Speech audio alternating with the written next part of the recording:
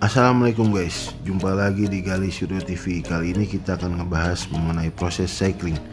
Perlukah akuarium air laut untuk melakukan proses cycling? Apa aja tipsnya? Saksikan terus hanya di Gali Suryo TV.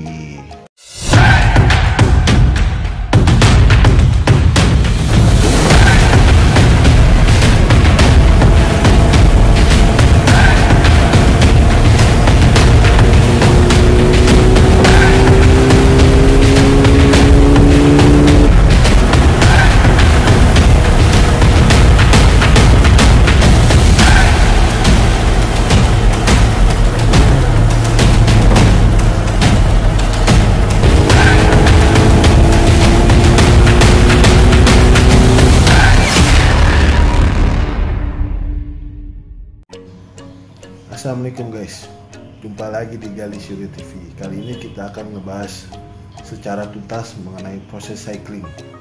Oke, sebelum kita lanjut lebih jauh, kita cari tahu apa itu proses cycling. Oke guys, ini dia proses nitrogen cycling. Semua berasal dari sisa makanan atau limbah hewan, ikan mati atau tanaman mati dan lain sebagainya. Oke, semua itu diproses oleh jamur dan bakteri yang menghasilkan gas amonia. Amonia ini sangat berbahaya bagi ikan dan biota. Lalu gas ini diolah oleh bakteri nitrit menjadi nitrit, lalu diolah menjadi nitrat oleh bakteri nitrat. Nitrat ini juga bisa diolah oleh bakteri anaerob menjadi nitrogen bebas, atau diserap oleh ganggang, atau juga dikurangi dengan mengganti air. Nah, kalau kalian lihat proses cycling ini, proses ini berlangsung selamanya selama ada biota di dalam tank kita. Nah, untuk kalian yang baru memulai akuarium air laut, maka proses cycling ini harus sangat diperhatikan. Nah, untuk mempercepat kehadiran bakteri pengolah amonia, nitrit, dan nitrat, yang pertama kalian harus lakukan adalah 1. Menggunakan air laut natural atau air laut asli dari laut bebas. Itu bisa kalian dapatkan di toko air laut.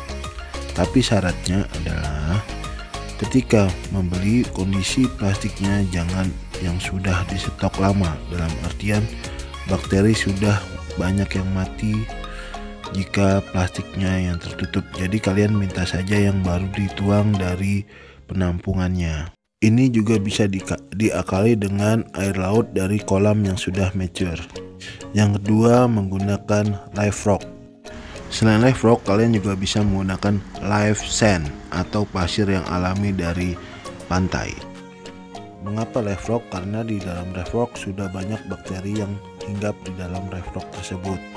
Akan tetapi dalam penanganan live rock kalian harus lebih hati-hati karena selain bakteri banyak biota hama yang mengganggu yang terdapat di dalam live rock.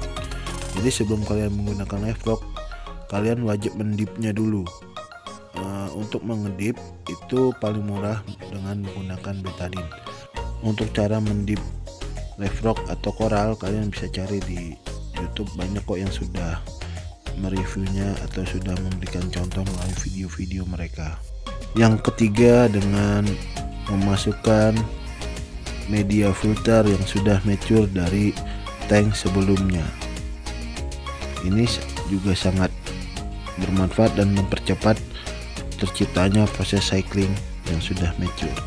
Akan tetapi jika di tempat kalian susah didapatkan air laut yang natural, live rock, dan tidak ada media yang sudah mature, kalian bisa menggunakan dead rock tapi dengan menggunakan bakteri starter yang banyak dijual di toko online.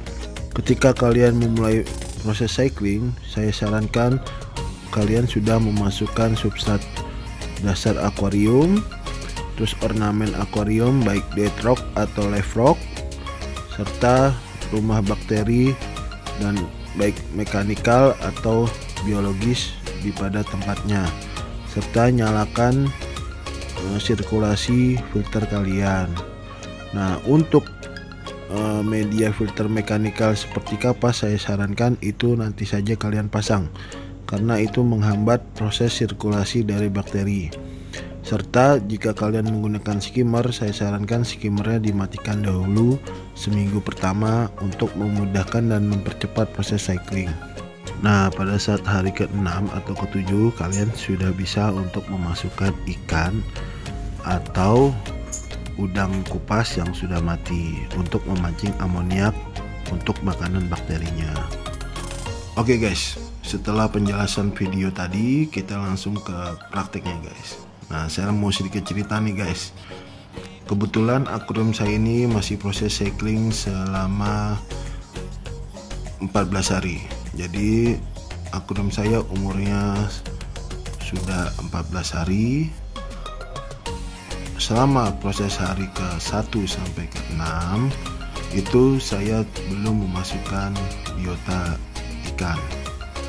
Jadi selama proses cycling starter awal saya hanya memasukkan dead rock, substrat pecahan karang dan pasir Bali. Untuk rumah filter saya memasukkan batu apung, karang jahe, biobal, bioring dan eco cube. Nah, itu untuk rumah bakterinya guys. Dari hari ke-1 sampai ke-6 saya memberikan bakteri starter. Itu berbagai macam merek banyak, tapi saya menggunakan oksigenik. Pada hari ke-7 saya memasukkan ikan betok sebanyak 3 ekor. Itu untuk memancing amoniak guys. Jadi amoniak itu untuk makannya bakteri yang saya berikan itu, makanannya bakteri starter yang saya berikan. Nah, percuma kan kalau kalian kasih bakteri starter banyak tapi amoniaknya dikit, otomatis bakterinya banyak yang mati jika kalian ngasih banyak bakteri starter. Oke, selama itu juga saya menambahkan ikan maksimal setiap hari sebanyak 2 ekor untuk memberi tambahan amoniak, karena saya juga menambahkan bakteri starter sebanyak sekitar 10-20 mili setiap hari guys. Jadi biar imbang antara makanan bakteri dan bakteri yang tersedia, jadi tidak kaget dalam penambahan biota atau biota load terhadap bakterinya, harus seimbang. Nah, sampai hari ke-14 ini jumlah ikan saya sudah segini banyak guys, dan alhamdulillah semuanya sehat, sudah mau makan pelet. Ini saya sebut cycling berjalan. Jadi selama sampai hari ini saya tetap memantau, tetap memberi bakteri starter sambil melihat perkembangan dari ikan-ikan saya. Sebenarnya kunci dari cycling adalah parameter air. Kalian harus mempunyai test kit. Kalau kalian tidak mempunyai test kit, ya kalian lihat perilaku ikan kalian aja. Jika lemas, tidak nafsu makan, terus banyak sisik yang terkelupas, atau ikan kalian melakukan gerakan-gerakan aneh, tandanya amoniak kalian overload guys. Tapi ada juga para rafter yang mengandung sistem cycling yang lama, dalam arti benar-benar akuariumnya sampai mature, tumbuhnya brown alga, green alga, baru mereka memasukkan biotanya guys. Nah, itu semua kembali lagi ke pilihan kalian, mau yang seperti saya atau teman-teman rafter lainnya. Semuanya tujuannya adalah memperpanjang umur biota di tank kita guys. Jadi ikan sehat, koral sehat, anemon sehat, dan lain semuanya senang. Intinya seperti itu guys. Saksikan video saya selanjutnya hanya di Gali Suryo TV. Semoga video ini dapat bermanfaat dan menambah informasi buat kalian. Goodbye.